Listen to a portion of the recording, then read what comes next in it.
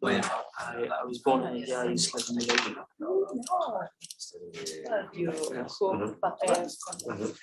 I remember you said. No. Yeah, I think so. Adil? And I use it.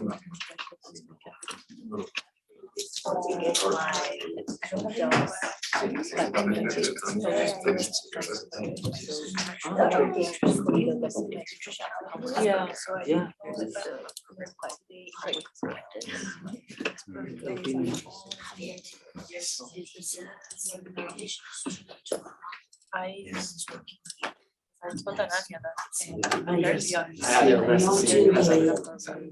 He's going to have field working and moving. It'd be great to talk to people sometime, of course. Whenever, I mean, it's long as you like, can you contact you? Yeah, no, I will tell you, and then, okay, and you can tell him through me because it's important what you speak. Good. Great. Okay, thank you. Thank you.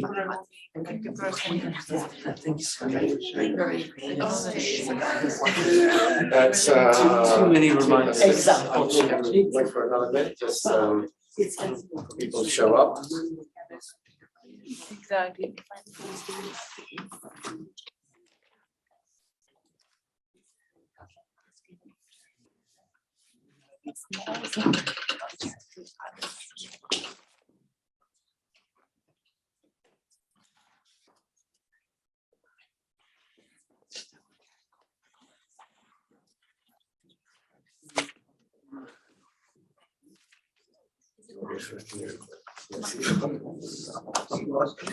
Tú puedes decir lo que quieras. A mí siempre me resulta impresionante. Lo que cuenta es esto ahora. Lo que cuenta es lo que haces ahora.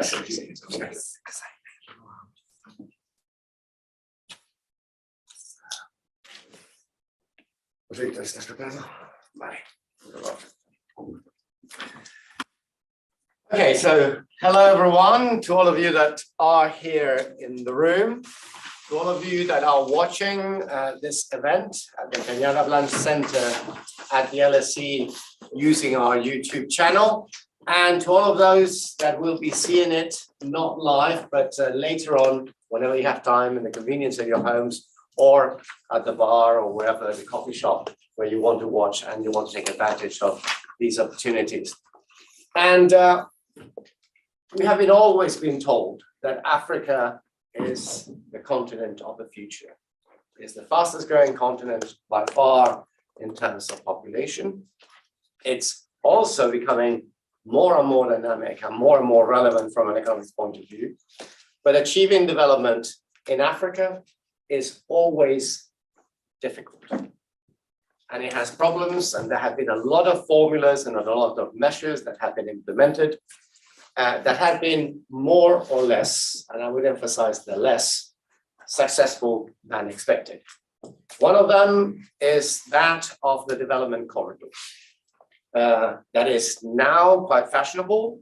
Those of you that were in the lecture with me yesterday, I told you that I was involved with the World Bank in setting up a development corridor, 2 development corridors in the case of Uganda. But in comparison to the person I have to my left here, I am an amateur.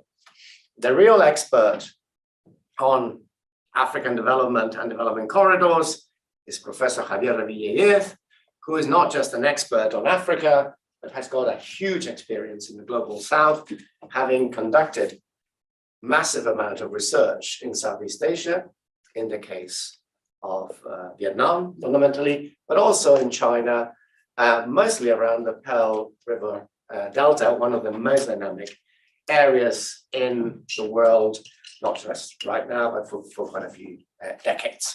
Let me just introduce him. Javier Revilla holds a chair in human geography at the Institute of Geography at the University of Cologne, and he was appointed within the framework of the key profile area, socioeconomic, cultural, and political transformations in the global South, for the Global South Studies Center at the US of Cologne, which is one of the best centers for the studying development in Europe. He's a member of the advisory board of the Lower Saxony Institute for Economic Research and taught for many years at the University of Hanover and also at the University of Kiel. He, on top of that, has got a rich experience because you not only you can be a successful academic, he had a previous life as a successful, very successful pop star. So actually singing in front of thousands of people. No, he's actually very talented in many, many ways. Yeah. You had a number 2 or number 1 in Spain? It was number 2 only. I'm so disappointed. But nonetheless, I'm sure that you're going to compensate by the presentation that you're going to do today. So thank you very much. Thank you very much to the Fundación Cañada Blanch for funding this event. Thank you very much to the LSE. And especially thank you very much to all of you for attending. Javier, the floor is yours. Okay, yeah, thank you very much, Andres, for these very warm words. And I'm happy to be back here at the LSE. I see Simona here, so many thanks for joining this session. And yeah, today I would like to present some results from my ongoing research in Africa. Africa really draws my attention when I moved to Cologne. As Andres said, my academic life was really very much based on Southeast Asia. I was fascinated by the really fast and dynamic evolution of their economies. And at the same time, you were able to see how this change, the economic growth, turns into regional changes as well, right? So this was really very interesting and fascinating.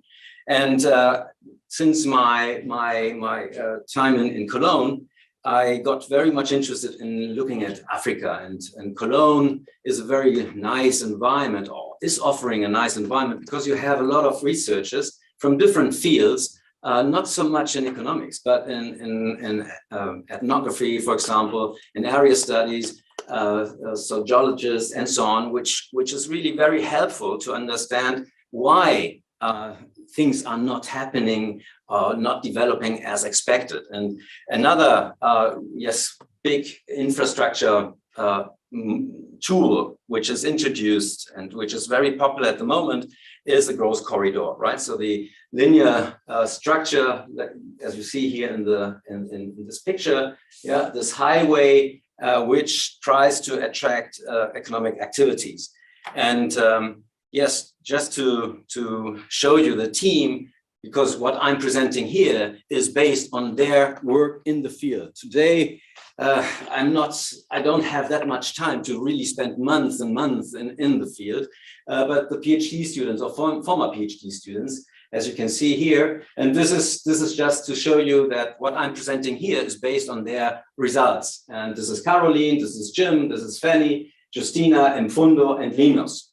And yes, it's popular. Yeah, it's very popular to use now this growth corridor approach really to foster regional development in many places. And you see this map here of Africa, and you see more than 21 initiatives, right? So this is really in fashion, right? And of course, growth corridors are nothing new, right? So especially if you look back in time, especially in Africa, there is a kind of colonial period where these corridors were basically already installed to get hold of the resources, especially in the Congo, right, in the middle of Africa, right. So this is something which started already with the British.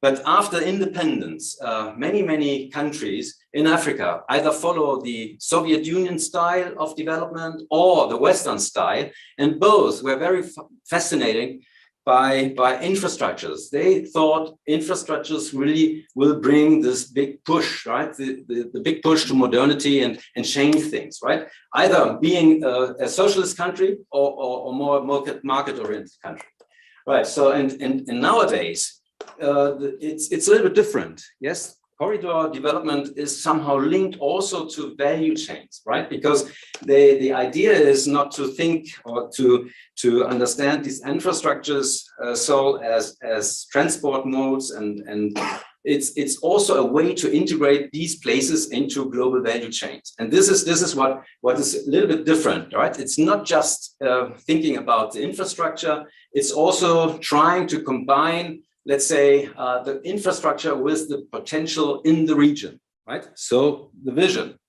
And today, and you see the outline of my presentation here, I would like to start with a little bit more conceptual things about what is the vision of the future when you are talking about growth corridors, what are the rationales for growth corridors, then the methods we applied. And later on, of course, my main chapter here in the presentation is the corridor realities.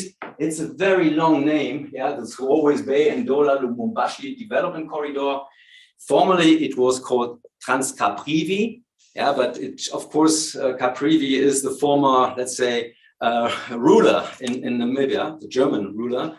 So they changed the name for I think for the better, right? But and they were using then the names of the places where the corridor is going through. It's starting here in Walvis Bay, which is supposed to be the entry point to southern Africa, right? And I would like to concentrate today on tourism. Tourism is a very fascinating sector, which is not so fancy, I think, in our economic geography discourse, right? It's more in tourism and management whatsoever, but not so much in economic geography. But it's central in the plans of the government, of the Namibian government, and not only the Namibian government. And I would like to explain shortly how, let's say, the commodification of nature is done, right? How natural assets are mobilized. Then I would like to present you some impacts on the livelihoods, which were based on our results, on our research. And then I would like to discuss future prospects. And at the moment, Mfundo is trying to adopt or to use this Trinity of Change agency concept in order to understand, okay, what is bringing development, what is probably also missing for creating new regional development paths, right? So this is the outline for my talk, and I don't know, I still have half an hour, around 40 minutes or something like this, right? Yeah. Okay, good. All right. What are the, let's say, the expectations which you can read often in textbooks, but also in documents from the World Bank, and we're talking about an instrument which worked out in certain places. I would say it worked out in Germany, it worked out in many places in Europe, it worked out in China. And the idea is more or less that the argumentation is like the following here, right? So the transport corridor enables integrating places and connect them to markets, right? And this should insensitize, let's say, businesses, farmers, businesses, along the corridor to really think about specializing and realizing economies of scale. Why? Because they have easier access to markets, and this will then reduce transaction costs, basically transportation costs. And what they then expect is that when companies are starting to grow, that they will need additional services. So they think about additional businesses and related firms, which then also evolve. And then you are talking about these typical snowball effects or agglomeration effects. In the literature, you also see kind of evolution of these corridors. It starts just with a physical connection, right? This is called a transport corridor. Then in the next step, you have facilities for storage and then and logistics, for example. This is then called logistics corridor. Then the next step would be, as these corridors are often crossing borders, to reduce tariffs and non-tariff barriers, right? To develop this trade corridor. Then the next step would be really the situation which I'm describing here, that apart from let's say the farming, for example, you have the evolution of further economic activities. And then the last stage would be then if also additionally to the economic, let's say, effects, you also have improvements in health, education, and so on, right? So this is more or less the thinking of how these corridors could evolve, right? All right, so this is more or less the classical theory, the assumptions which they have, how this will, how this corridor might give, let's say, development impulses. Now, let us talk about a little bit more about a critical note on let's say the rationals of growth corridors. And you see that growth corridors can be also seen as spatial imaginaries. And this new generation of global growth corridors in Africa are, as I already mentioned, top down, and they imagine the future of investments, modernity, and economic growth. And this is fine, right? So this is, in principle, it sounds very good. Both the results, they are both tangible. So you see improvement of roads, railways, bridges, but they're also intangible effects. And they are also affecting everyday economic practices.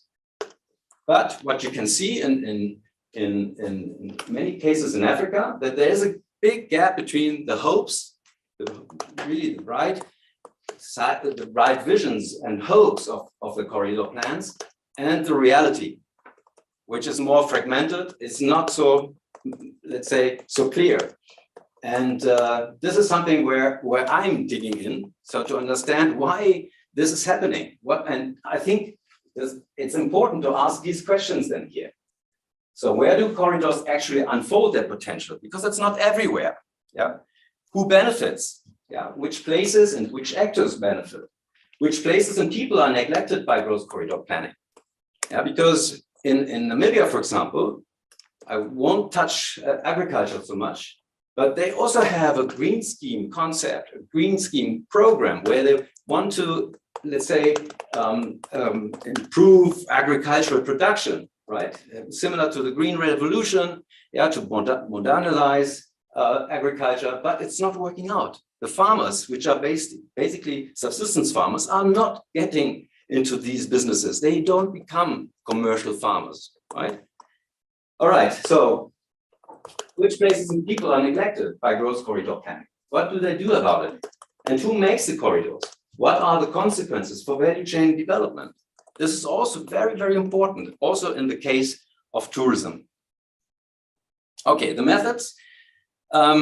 As secondary data is hardly available, you need to do this job by yourself. You have to get the data, right? Either doing, let's say, surveys, business surveys with actors, with key actors, and this is, as I will talk about, mostly about tourism today. This was the time Linus spent in the field, totaling 9 months in 2018 and 19. He did a business survey. There are not that many businesses. He was able to mostly talk to every business there, around 40 in that sense. In that time, then he was doing qualitative interviews in Zambezi, in Windhoek, the capital, but also in Germany. Yeah, so these fairs are very important places to sell hunting, trophy hunting packages or safaris, right? So he went there as his kind of closed shop. And then he did also archival research. He was in the National Archive of Windhoek and also in Oxford. And then he was, of course, exploring existing data sets from the Namibian Association of Community-Based Natural Resource Management. And he got the financial reports of the conservancies. I will introduce you this concept in a minute. Then we also run a household survey in different countries in Southern Africa. So he was also using the data for his analysis. And then Mfundo, he is now working on continuing the work on the tourism sector. He just finished a 3-month stay in the last quarter of 22, and he's now preparing for another trip to Namibia and Botswana. All right, so you see, this is mix, which is kind of, I think, necessary, because as I said, secondary data is not available. Yeah, we are talking about a country, yes, which is, let's say, a middle-income country, but has the highest Gini coefficient of the world, and especially in the area I'm focusing on. This is the poorest region of the country, right? So this and statistics and so on is not elaborated, right? So if you really want to know what is happening, you have no other choice to gather the data yourself. All right, now let me turn to the corridor. As I said, Walvis Bay takes a very important position here in Southern Africa and also for Namibia. And the idea, and that was very, very fascinating. When I visited the Walvis Bay Corridor Group for the very first time, the organization who is running these corridors, the 5 corridors they have in Namibia, they had a picture of Singapore. And I was asking them, hey, why are you having this picture of Singapore here? Oh, we would like to be like Singapore. The entry, the gate into Southern Africa, right? And yes, logistically, why not? Yeah, so you might have this kind of dream. You see this nice map, also another imaginary, right? So that the trade flows will get through Walvis Bay into Southern Africa. What about South Africa itself? Nothing. But yeah, so this is the vision, the imaginary they are focusing on. And the idea is, let's say, to initially was to somehow increase the throughput at Walvis Bay Port. And for this, they created 5, so to speak, growth corridors. Yeah, so to the north, this is the one I would like to focus on. Then through the Kalahari to the south. So they have in total 5. And this Australian consultancy firm was drafting the development plan. And you see that they were very clear about, okay, where the potentials are, which sectors might be influential in the future, which can be developed in the future. And you see here in this area, this is the Caprivi Strip, or the area which in the northeast of Namibia I'm focusing on. You see 3 bullets or 4 bullets, 2 bullets which are representing tourism, 1 bullet manufacturing, and the other one is agriculture, 2 bullets as well, hardly to see. So from the development plan and their perspective, and from this consultancy firm, this area has the potential to become a tourism destination, right? And they are right? Because Patima, Mulilo, is in the heart of this national park here. And we're talking about this Casa, or this, yeah, it also has a long name, Kavango Zambezi Transfrontier Conservation Area, which is covering 5 countries: Angola, Namibia, Zambia here, then Botswana, yeah, and Zimbabwe as well, right? So 5 countries. And the idea of the WWF, who was behind this, was in first in respect to nature conservation, because the wildlife population was really going down. But what you can see, since this Casa was introduced, and especially Botswana was very proactive in banning hunting, right? The population figures for example, for elephants, they grew up and tremendously. So in that respect, conservation works, right? Conservation works. And the idea of Casa is a part also to generate income, livelihoods for the people who are living here. This is really a very large national park. The size is similar as France, right? So it's really, it's huge, right? And of course, people are living there.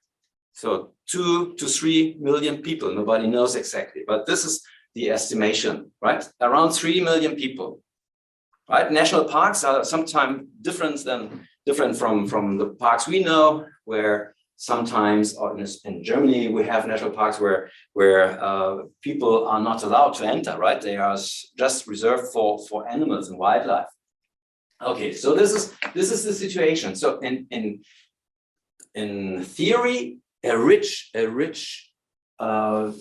wildlife, a fascinating ecosystem, and probably you know Victoria Falls and the Zambezi from documentaries. Very, very, very impressive. Yes, indeed, there is the potential for tourism here, right?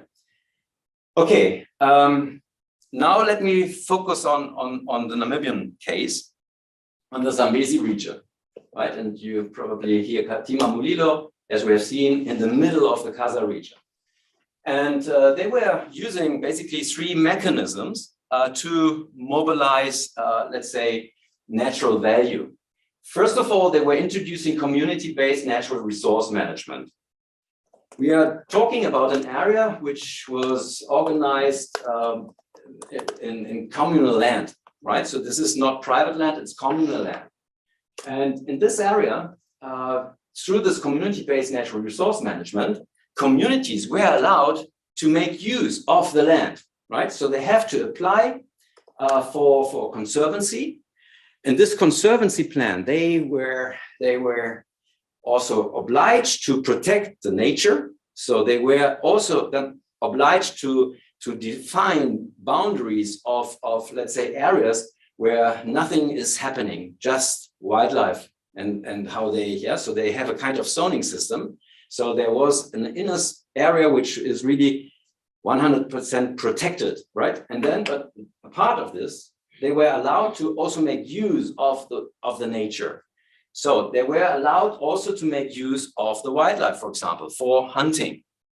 And this natural resource management really was kind of institution building, because the communities, they were then organizing themselves like a community, right? So they have elected, you have to be a member, so people have to apply for membership. And this was really easy. Most of the people living in this area are the members. The members are electing then the managing board and so on. So this is a kind of institution building, so to speak, and trying to also empower the people in these local, in these rural areas, right?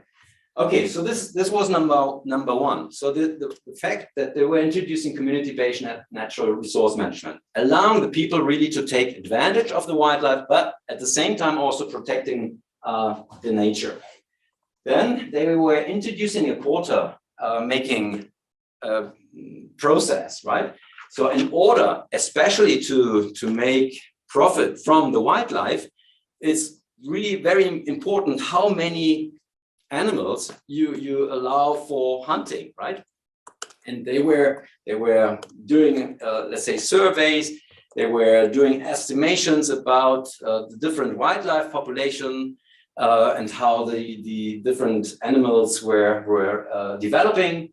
And the ministry in Windhoek is then deciding for different animals which quota is allowed to be hunted, right?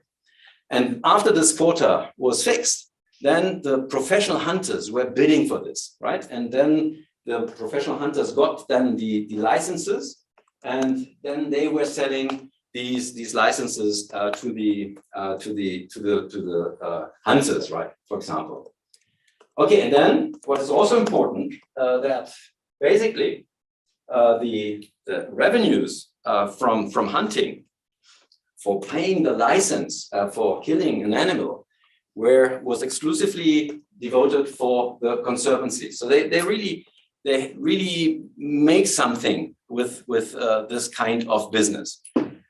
And if you're interested in figures, before COVID, for example, in this whole area, 60 elephants were allowed to be shot, right? So so we're not talking about mass, but of course it's ethically, ethically very, very disputed, right?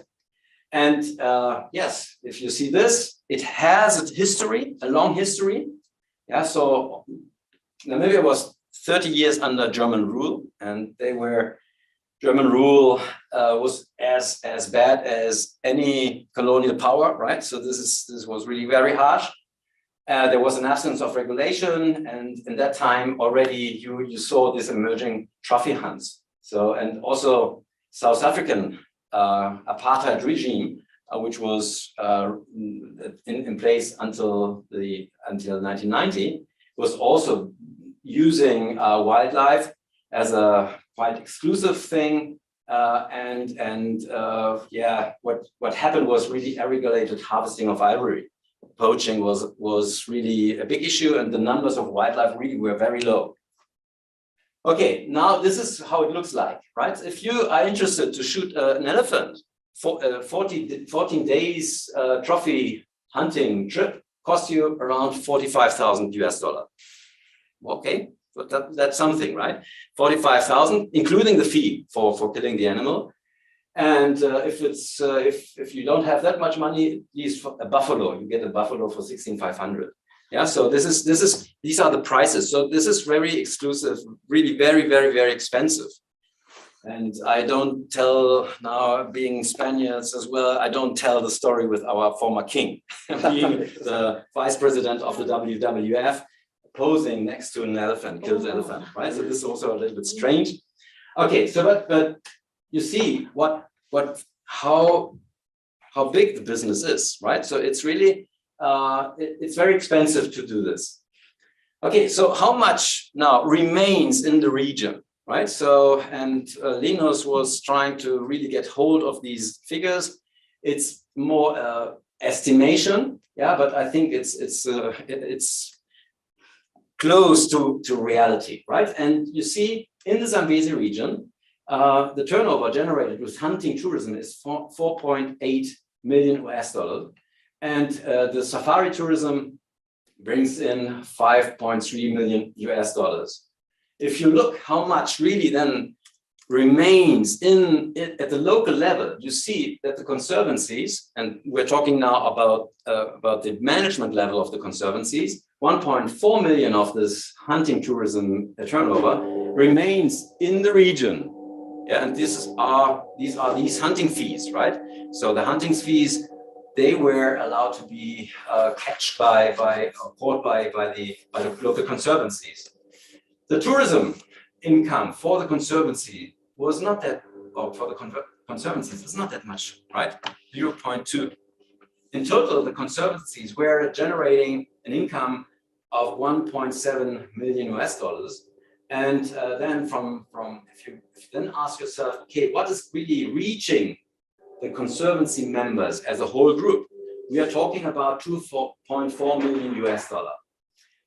If you look at the turnover in general, this is quite substantial. So 20% of the turnover remains somehow in the region among the conservancy members, right?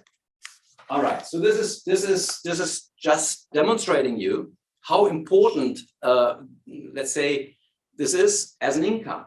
But everything is relative in life, right? So these are the figures of the tourism, right? You might think, if you have heard now these figures, oh, this is a big influential sector. But it's not yet there, right? It's not yet there. So if you look at the numbers of tourists getting there, in 2005 to 2018, you have an increase, but we're talking in total about 60,000 tourists coming to the Zambezi region. Yes, it's doubling, and I think CASA and the establishment of the national park really made an impact here. The number of lodges, hotels and lodges, you see also is growing, yeah, from 24, 47, now 61. Even after COVID, now the numbers of lodges are increasing. But the employment effect is quite little. 4% of the workforce in the Zambezi is somehow working in the tourism sector. And if you look a little bit more closely what these people are doing, then you see these are more the low-paid jobs, right? And cleaning, security, in the kitchen, whatsoever, right? So this is already a step, right? But if you look at what they really earn, it's not that much, and you hardly see anyone in management position. And also then, based on and these are the figures based on our household survey, it's also contributing only little to the household income, right? 5%, 5.5%. So we can't say that the tourism sector is already booming, like we know from other touristic regions in Europe, like Mallorca or other places, right? So this is still, so to speak, in its infancy. And what is also important, and this is somehow demonstrating this map. Yes, 20%, around 20% of the turnover is somehow remains in the region. 80% is leaking out, right? And this is something where you see, for example, Windhoek being very, very important as a place where a lot of the, let's say, of the money generated in the Caprivi is then caught, right? This is the distribution of the professional hunters. Yeah, the ones who are offering these packages, 18,500 for the buffalo, 45,000 for the elephant, right? These professional hunters are sitting all in Windhoek or in the vicinity of Windhoek, right? And often they have accounts in bank accounts in Germany, in Switzerland, whatsoever. So if you book a trip, yeah, so you have to transfer the money to a Swiss bank, to a German bank. So I don't want to know really how much really remains in Namibia, but this is another question. But you see, and if you look, now we're talking about the professional hunters. If you look at the car rentals, the tour operators, and so on, they are all based in Windhoek. You hardly see anyone operating in the Zambezi region. So it's if you look at the corridor, yes, this area around Windhoek is profiting very much from the tourism development as well in the northeast. Right, COVID. How did COVID impacted the situation? And here, just a selection of conservancies which we had, let's say, analyzed in more detail in the Zambezi region, and you see that the income really was heavily dependent on tourism income. You see the booking rates in 2020 were only 2.5 to 5% compared to the pre-COVID-19 period. This is really massive, really a massive drop in tourism. And you see the income, how it changed, from 800,000 Namibian dollar, to zero, in this conservancy. So it really hit these conservancies very, very hard. And this is a problem with tourism in general, that tourism really responds very, very directly when, let's say, external shocks are happening, right? Okay, now let me switch now to the future prospects of this tourism business in the Zambezi region. Village in Sotauta, I really like their concept, and of course, probably the fathers of the thinking are also sitting here around. This trinity of change agency concepts ask what is needed for the evolution of a new industrial path, right? So, or translated into our question here, how is it possible to really create business in tourism, businesses in tourism? And they say, in principle, to really establish a new path, you need three ingredients. You need the entrepreneurs, because they are the engines and drivers of change, but you also need some people or some changes in the institutional arrangements, right? So this is also important. So you need, let's say, enabling and facilitating conducive business environment. And especially in this region, the question of access to land, access to capital is really very crucial, or to education, for example, right? You need institutional changes and somebody who is really lobbying for it and trying to convince also the political system to introduce some reforms. And not only the authorities, let's say the administration, you also have to convince the traditional authorities, because this is something which is really also very different from my Asian experience. Yeah, you have, and normally in Asia, you have the Communist Party in Vietnam and the central administration, everything is clear, right? They have the power. Yeah, you have to talk to those guys in the Communist Party, right? So this is very clear and straightforward. But apart from, let's say, the formal governance system, you have these traditional authorities as well. Yeah. So, and the chiefs and so on in these places, and they are also very, very important. And they are also very influencing, and they were also quite influential, saying, okay, yes, this business is good. Or you as a woman, oh no, this is not a good idea that you start a business, right? These are things which we heard when we did our interviews, right? So the challenge is really very, very big in respect to institutional changes. And then you see the third element is also place-based leadership. So you need also, let's say, actions to pool resources, to convince, let's say, at upper levels, ministries, politicians, to foster, right, the development in these places, right? So I like very much this kind of concept, because it's now normally probably we are focusing just on one of these, or also on institutions, but also this place-based leadership, I think, is really very, very, very important. And Mfundo, who was spending already 3 months in the field, his idea is to compare 3 cases, and he tries to understand how these 3 places differ in respect to this Trinity of Change agency. And he is comparing Katima and the Zambezi region, right, which I introduced you before.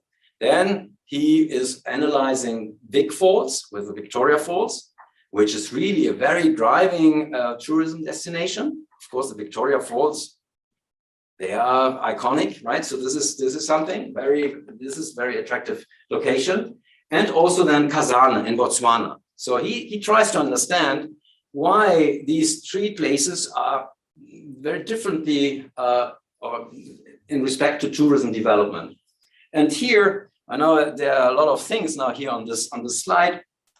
Just the first, I ask him, please nail down your first impressions about innovative entrepreneurs, institutional actors, and place-based leaders in Katima. And you see, this is very interesting. Yeah. For example, if you look at the businesses, at the entrepreneurs, we can say, oh, these businesses are different from you might think. Yeah, we have a lot of people who are already in their 50s when they start a business.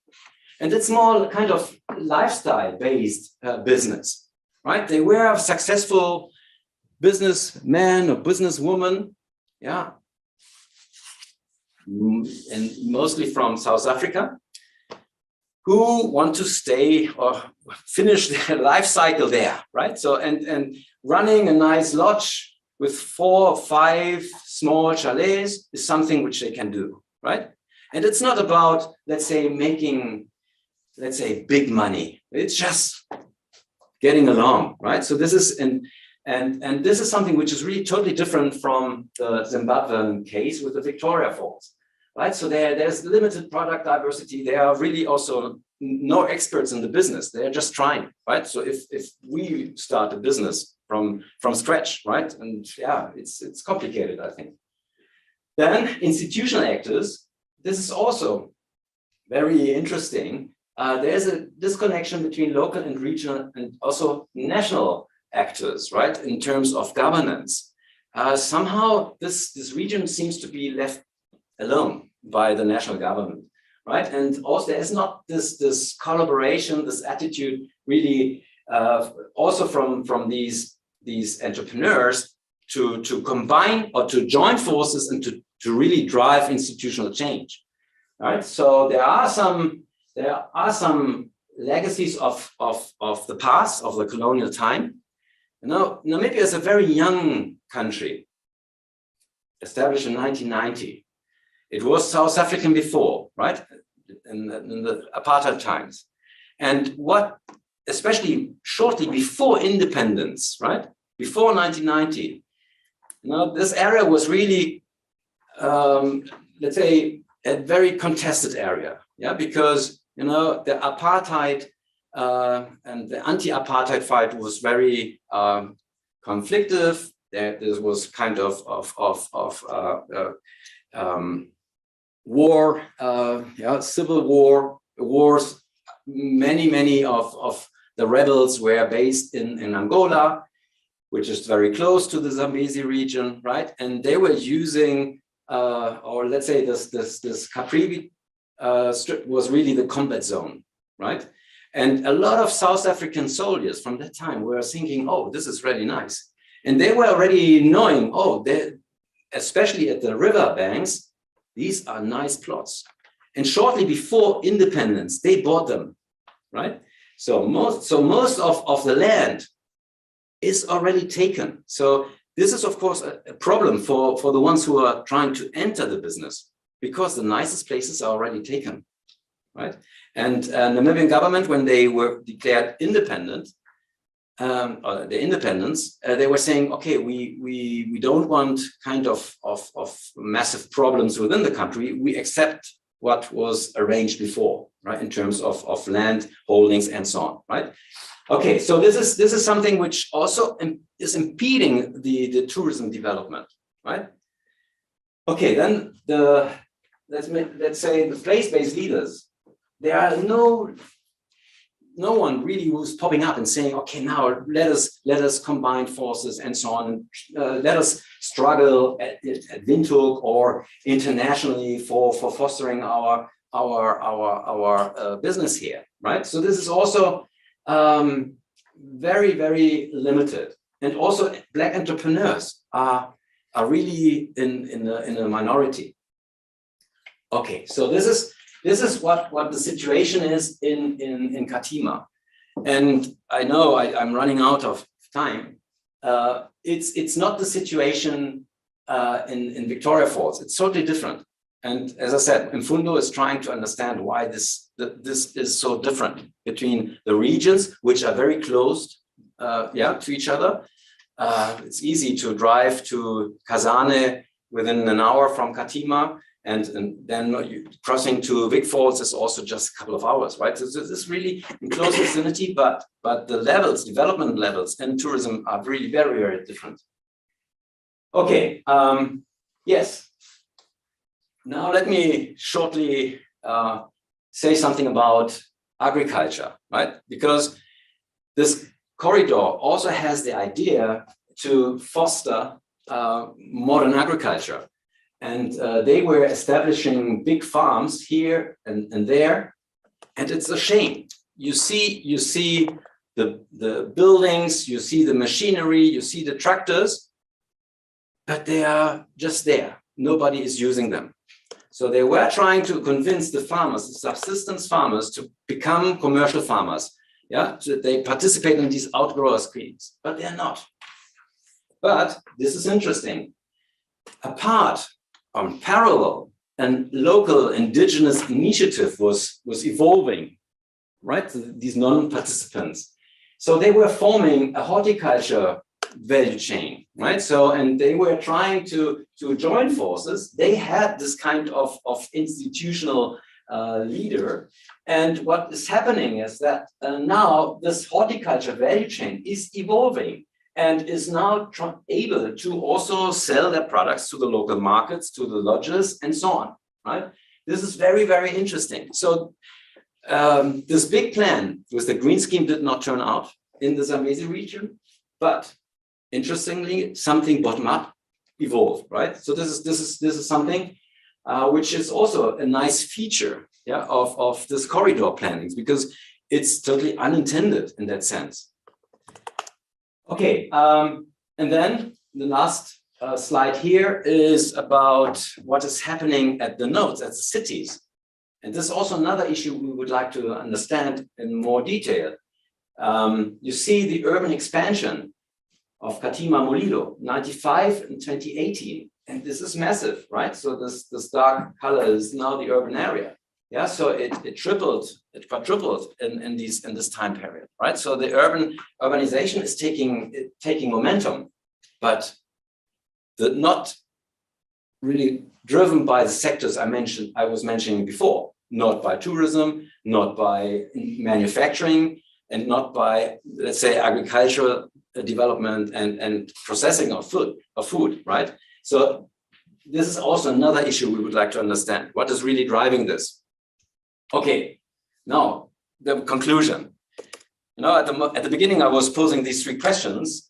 So what are the territorial outcomes caused by the growth corridors? Who benefits? So yes, what we can see, even in tourism, positive corridor effects largely unfold in central nodes along the corridor. I explained you a little bit about the situation of the position of Windhoek, while the hinterland serves as either a resource region or target market. To understand corridor effects, we need to examine who is able to make use of the opportunity space, right? This is also important. Yes, it creates an opportunity. This corridor is doing something. Yeah, this corridor is doing, the infrastructure, the soil infrastructure is doing something, right? But who is really able to make use of it? Then, which places and people do they neglect? So I told you about, or explained to you a little bit about the situation with Black entrepreneurship. Yeah, very difficult to get into the business. If you don't have land, you can't get a credit, right? It's quite simple. Then what you also have, what I try to show you, that also there is something which is not happening according to the plan. So unintendedly, this emergence of this horticulture value chain as an alternative livelihood strategy. And what is also important to really focus on these unintended side effects. And who is involved in the corridor making? Who do these spatial imaginary shape the development pathway of region value chains? I think this is also very important. When we think about CASA, the WWF was behind the plans. And of course, their intention is conservation, nature conservation. They are ecologists, and this is fine. But what we have heard and learned from also a talk from a lady, one of the vice director of this national Namibian organization of conservancies, is yes, we did fine with nature conservation. Wildlife population is going up. This is fine, but we totally missed the improvement of the living conditions for the people, right? So we missed this out, right? We were successful on the one thing, but we did not have an impact on the livelihoods as we have imagined, right? So this is something which is really very important. So the suggestion here is really to look who is really behind these plans and trying to understand their logics. The logic was nature conservation, not, let's say, introducing and enforcing capabilities of the local people, right? All right, that's it. Thank you very much for your attention.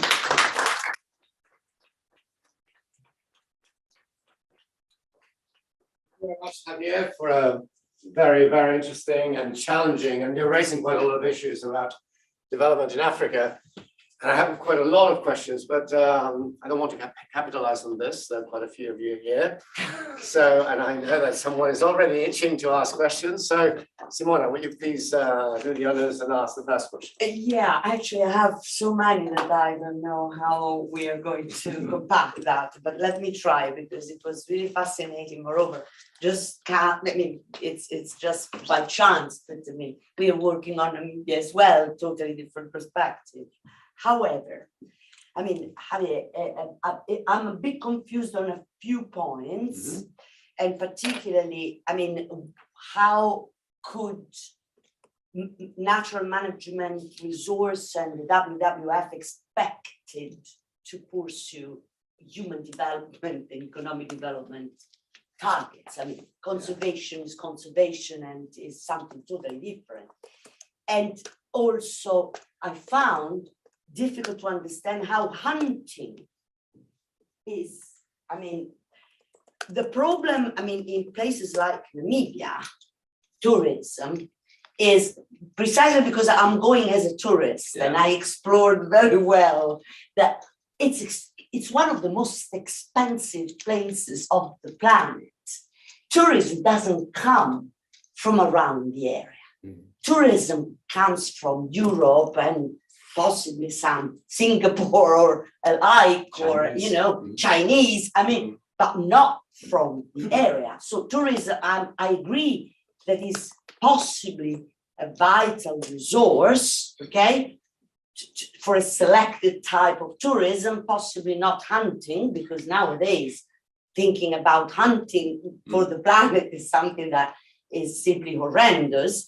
So, I mean, corridors, local corridors are something that connects localities there across 5 countries, but do not connect the place with the rest of the world.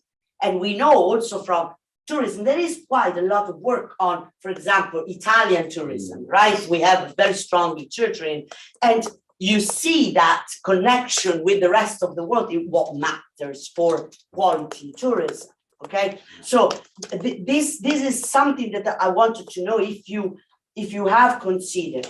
The other major point that I want to raise is I haven't read this Grillitz Sodorada, but Trinity of Change Agents in 2020.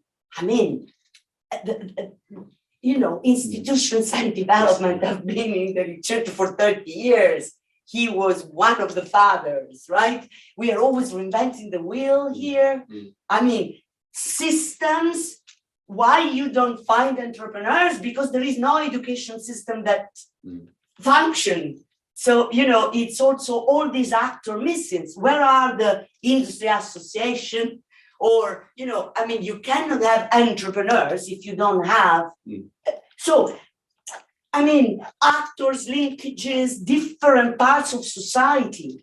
And obviously you don't find innovative entrepreneurs, particularly from the local population. In fact, you said South African are coming in their 60s and putting up, and this is what I dealt with. Booking a tour of Namibia, not for hunting, obviously, right? It was a South African retired, very well, connected guy. So local population, 0, totally. So I really, you know so much about this, but is it possible to have, from you, the reply to what is really comprehensive strategy, place-based? This is not place-based. It's across 5 countries that have completely different histories. So, how you respond to this? Okay, all right. It's a simple question. It's not. Tough question. It's not. It's provocative. But we have been colleagues and friends for 30 That's fine. years. That's fine, Samyana. All right. Let me start with the first. Yes, it was really the intention to combine natural conservation with let's say livelihood improvements. This is stated, and yes, but I think the focus in the policy was really very much on this nature conservation. And this area, you were talking about an area which is basically where you have a lot of herds, cattle, and so they are and basically there is no policy how to deal with cattle and herds, which is really probably originally and culturally the most important agricultural activity there, right, for many people. Yeah, so this was faded out somehow, or not seen whatsoever, not tackled. Agriculture as well as, let's say, subsistence agriculture, also something which was not seen. As I said, when they were applying for this conservancy status, they have to come up with zoning. So what areas are the most attractive ones? Along the rivers, right? Because you have the crocodiles, the hippos, and whatsoever, animals going there to drink. But there's a massive conflict in use with humans, because these were also the areas where the rice fields were, and where you got water for agriculture, right? So and through the zoning, people were pushed out from these areas, and they have difficulties with their agricultural production. We had some years of drought in this area, so they were seeing the water, but they are not reaching the water, right? So, and this is massive then, right? Because you have really people dying, starving and so on because of that. Yeah, so this is how the planning was done, but it was written down. Yes, it should also improve the livelihoods of the people. Yeah, so this is complicated. Yeah. Yes, NAM water was introducing a pipe system, but it's expensive to get the water through through NAM water. So hardly anyone is then connected to the pipe system, right? So because they can't afford it. Right? So these are then the realities, and this is just to demonstrate, okay, how the vision of these growth corridors. And as I said, we have good examples in many places of the world where these corridors were somehow working, right? And they were, let's say, having these positive impacts, which a theory, agglomeration economies and so on, probably is suggesting, right? But this is totally different, a different story in the areas I'm dealing with, right? And this is just because there's still the belief, with it, just we build a street, this corridor, and things will happen. And these policies are introduced by the nations themselves, right? So especially in Namibia, yeah.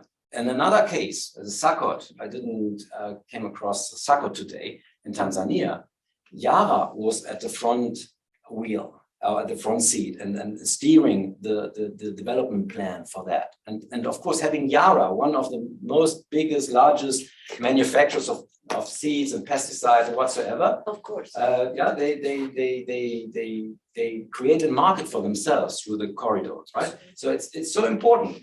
And to understand who is really drafting these things, right? And to understand their logics. And this is what we are intending to do. And in now the comparison now, I think what I said in Fundo's PhD is on, to try to understand why is Botswana and Kazanel and the Vic Falls doing better than Katima? What did they differently, right? And for example, the Zimbabwean government only allows joint ventures with the majority in the hands of the Zimbabwean, for example, right? So they were quite strict in saying, okay, the market access. Vietnam taught us a lot about that, right? Yeah. So this is very important. Yeah. So and in Namibia, it's more kind of laissez-faire in that sense, right? So so now he's digging into the other cases really to understand why they are at a different level, right? So this is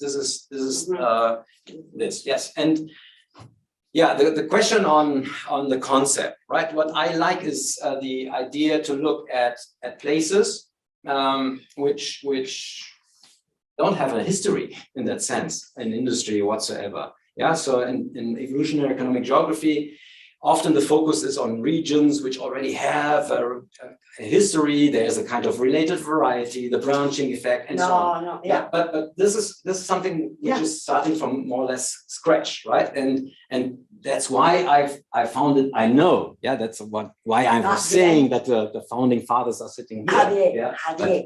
The entrepreneurship has been one of the main concepts with neoliberalism. Everybody entrepreneurs. And so I don't think it's fit exactly. This is what I'm saying. Yeah, it's not enough. This is what I'm saying. Yeah, it's not enough. And also displaced leadership, of course. Okay. Let's see, we have other questions from the audience. Anyone else? Yes, go ahead, Adam. I think this is probably more of a comment than a question. Please. But we've seen the application of this growth corridor vision actually as a material way of extraction. Meaning there's a literature that has emerged talking about using these growth corridors as a way of securing European supply of critical minerals, for instance, and facilitating that kind of easy supply that otherwise is kind of at risk. Right. And obviously there's a long literature as well that talks about kind of, this isn't about local development. This is actually about securing Western futures, but what are the spillovers? What are the local effects? I think it's a valid question. Yeah, of course. But you have seen the map I showed you, the development plan from Oregon. yeah, which was done for the Namibian government. Yeah. Right. So there is also the hope that through the corridor you have this regional positive regional impacts as well. But if you look at the corridor and which trucks are driving on this corridor, you see the copper. Trucks after trucks with copper from the Congo. Yeah, so this is what is happening. No manufacturing whatsoever along the corridor so far. No processing of food or whatsoever, right? So this is what you see along the corridor are trucks really going up and down from Congo. Yeah, this is really what you see. Yeah, and it's also sad. It's not that much happening on this corridor. Yeah? We got the next question, so yeah. Thank you very much. I'm a student of local economic development, and actually this topic is my center of interest. Oh. So I'm very happy to be able to join this seminar. So I have 3 questions. The first is my understanding is in Africa, still they have an issue in terms of economic transformation. So how to industrialize the economy. And my understanding is corridor development is one of the pathway, possibly. But I also have a complex feeling, although I believe the impact. So generally speaking, do you still have a belief to how to say the corridor development will act significantly to make a significant impact in terms of economic transformation? Second point is, since I learned critical thinking in LED, so I just want to ask, in terms of the relation tourism and corridor development, actually the tourism and agriculture is quite significant economics activity in Africa. But from my experience, to go to like a conservancy, I don't use corridor. I use a Cessna or a plane to visit, especially inside place. So I was wondering how much the tourism industry and the corridor developments is related to. So the third question is maybe agriculture activity is quite related to the logistics. So maybe my decision topic would be the Northern Corridor development, how much the Northern Corridor development would be related to foster economic activity, agricultural economic activity along the corridor. So do you have some advice to me? Also very tough questions, very good questions. Yes, I think the corridor alone is not enough, right? So, and the states really have also to come up with an industrial policy. It starts with education, vocational training, and so on and so on. And the belief just that this corridor, the infrastructure, will lead to development, I think this is too naive, right? So this is not enough.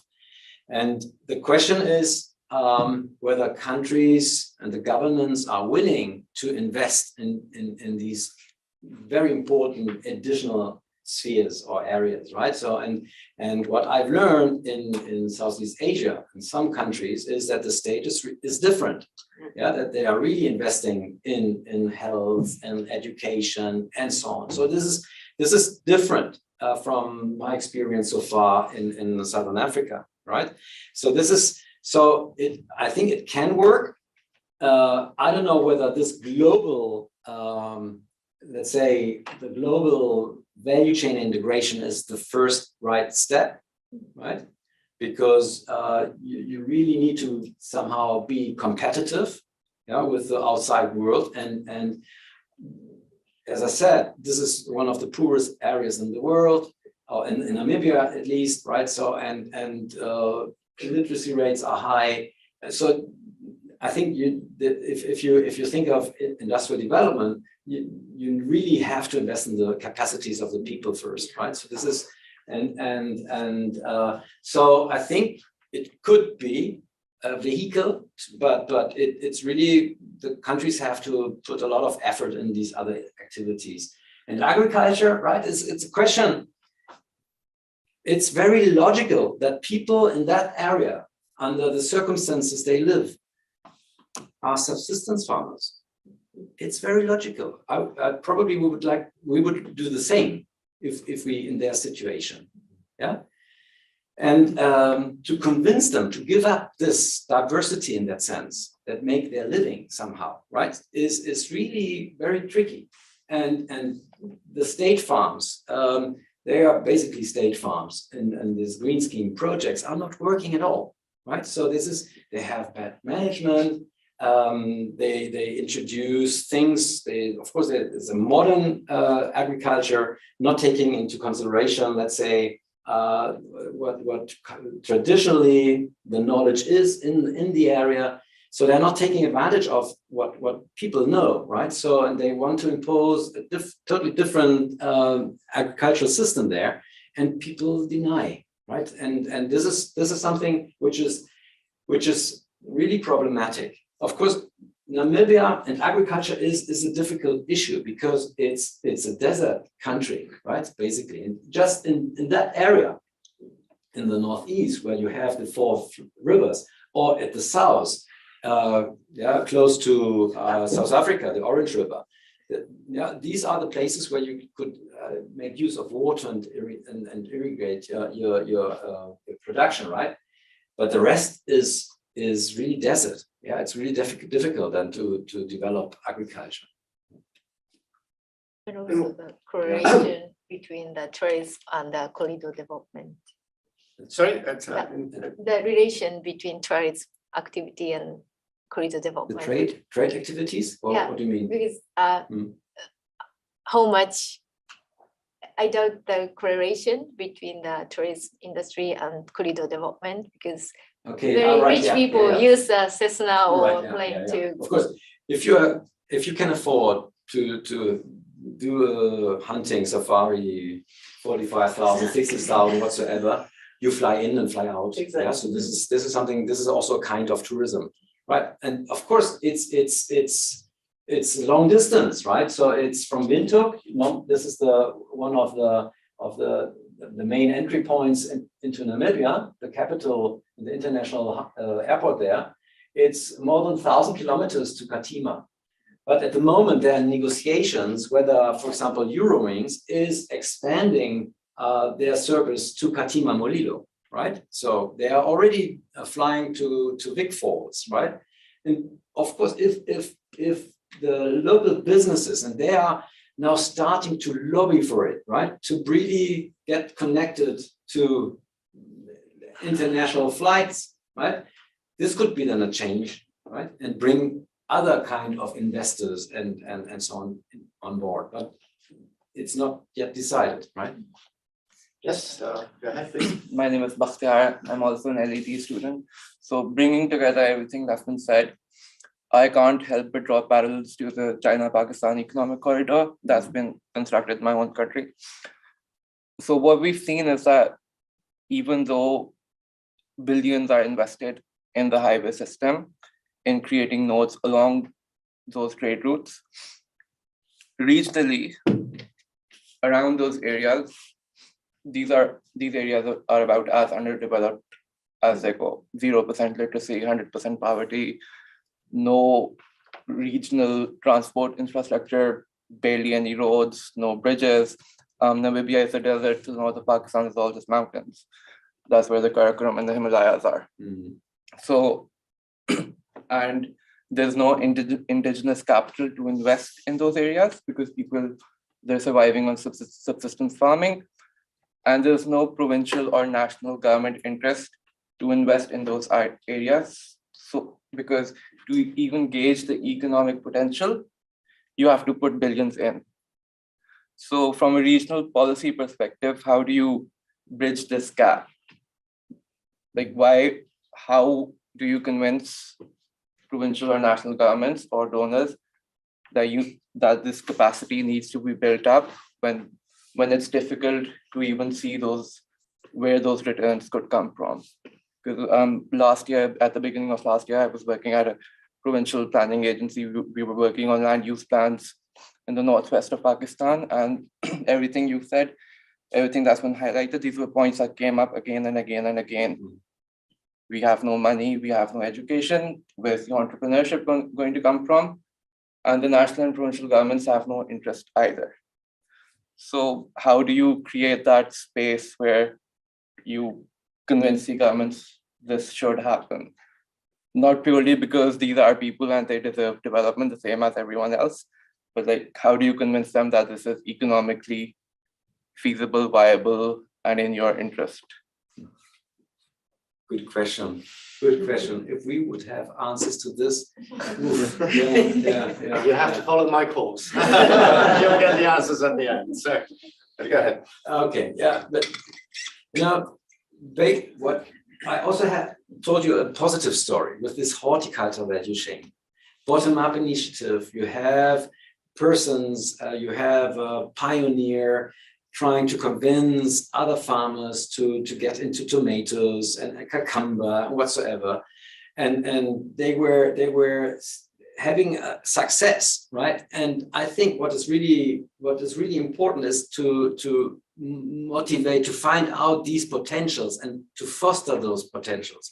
It doesn't have to do anything with this green scheme plan, the vision of the government, right? These large farms and so on, yeah. But this example, even there, you see this evolving horticulture value chain, a regional, local value chain, where more and more farmers are seeing the profits. I think this is what needs to be fostered. Yeah, I don't have high expectation about the central government. Yeah, in many countries, right? I leave it like that. But Andres, probably you. Yeah. I've been to Namibia advising the government through the German Development Agency. Mm. And I'll reserve my judgment. It was a long time ago, I must say. But, Okay. Any other questions? If not, I'll ask, I think, the last question, which is something that has been bothering me. For all the talk, when you talk about a corridor, a development corridor, and you talk about an international development corridor, the impression is that you're going to have seamless movement through the corridor. And for all the talk in Africa of regional integration, national borders in Africa remain massive barriers to trade. Mm-hmm. And they actually deter trade more than integrate areas surrounding one another. And you have the area of Katima here, which is really isolated from the rest of Namibia, which, by the way, is the smallest country in population in the region, surrounded by 4 other countries: Angola, Botswana, Zambia, and Zimbabwe, and probably with very little capacity to actually integrate itself with the others, because it's completely surrounded by borders, with the exception of the part of the Caprivi Strip, which actually isolates it from the rest of Namibia. Mm-hmm. What is the role of borders there? How does it, this is a hypothesis for Mfundo, is it that it's more isolated, that why Katima is less dynamic than Kazane or, for example, or Victoria Falls? And how do you think that if there would be a much greater integration in the region, not just in terms of parks, but in terms of trade, in terms of flows of people, in terms of flows of capital, that would lead to a flourishing of the area? Right. This is exactly the idea of our second phase in this long-term project. I didn't explain this at the very beginning. So you have seen this is funded by the German Research Foundation. And so it's a project which can last for 12 years. So, and every 4 years we have to apply for the next phase. And in the first phase, we were very much focusing on what's happening in Zambezi region itself. Now we would like to especially look at the potential of this cross-border situation, right, and the linkages. So far, I only have some anecdotal evidence, but this horticulture value chain is suffering a lot from the illegal trade coming from Zambia. So this is something, so you see on the one hand, yes, this horticulture value chain is really very locally organized, right? And the market's also very locally only so far, yeah, because they need to grow, they need to learn, they need to learn the techniques, how to market, how to sell, with price, and so on. And Zambia is apparently more competitive, and the border is still a border, right? And however, you have informal flows of trade, you have informal flow of people, even workers are cheaper in Zambia. So farmers in the Zambezi region hire them. So they get with the truck to the river, and then they get them on the truck. So I can't give you an answer here, but it's difficult. Yeah, it's not that easy. In principle, you are right? So, and I'm also in favor of this regional trade and so on, but seeing how this emerging horticulture is now fighting with this illegal inflow of the products, I don't know. Yeah, I don't know. I hardly can't give you an answer here. And sorry, just I didn't want to just extend, but for horticulture, you don't need Walvis Bay. No. You don't need a ship. You need a plane. And Katima is far closer to Harare or to Lusaka than it is to Windhoek, which is the main international airport there. Yeah. So how can you combine that if probably the border still, although there's this African continental free trade union area that has been created, which is still not really working.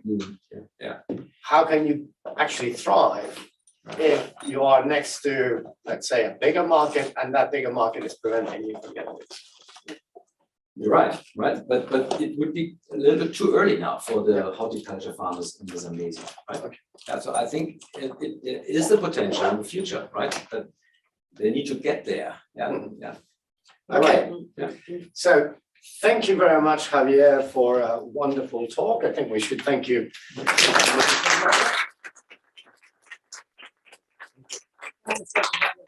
Here at the Cañada Blanch Center, and to talk about issues of development that cover many parts of the world. And thanks to all of you for coming here, to all of you listening and the YouTube channel for doing it. You know that at the Cañada Blanch Center, events come thick and fast. This is the second event we've had this week. In 3 weeks' time, we're going to have 2 other events. So we're going to have first Louise Dijkstra from the European Commission talking about the development trap and the rise of discontent in Europe. And then on the Thursday, that's on the 7th of February. And then on the Thursday, the 9th of February, we have the governor of the Bank of Spain coming to talk about globalization. In that respect, I would encourage all of you to come here to the LSE, to join us at the Cañada Blanch Center, and also those of you watching to continue connecting yourself from wherever you are in Spain or elsewhere, in Britain or elsewhere in the world, because there will be quite a lot of new events coming in the future. So thank you very much, and see you all at the next meeting.